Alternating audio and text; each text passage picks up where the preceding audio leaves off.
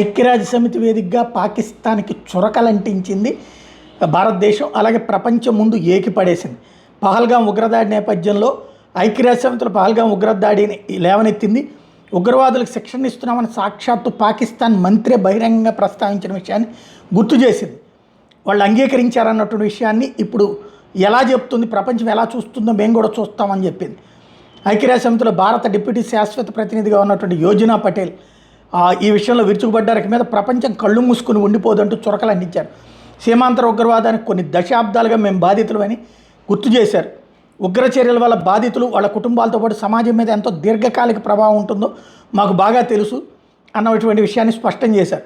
పహల్గాం ఉగ్రదాన్ని ఖండిస్తూ పాకిస్తాన్ మోసపూరిత దేశం అంటూ ప్రతి ఒక్కళ్ళు గుర్తుపెట్టుకోవాలని చెప్పుకొచ్చారు. భారత్ మీద నిరాధార ఆరోపణలు చేయడం పాకిస్తాన్కి అలవాటు. దుష్ప్రచారం చేయడంలో కూడా పాకిస్తాన్ ఐక్యరాజ్య సమితి వేదికగా వినియోగించుకుంటూ ఉంటుంది. శతవిధాలా ప్రయత్నిస్తుంది.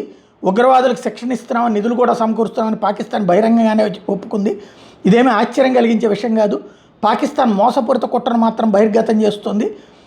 ఇప్పుడు బహిర్గతమైంది. పాకిస్తాన్ ఉగ్రవాదాన్ని ప్రోత్సహిస్తుంది. ప్రపంచం ఇంకా కళ్ళు మూసుకుని ఉండడం కుదరదు అన్నటువంటి విషయాన్ని తేల్చి చెప్పారు.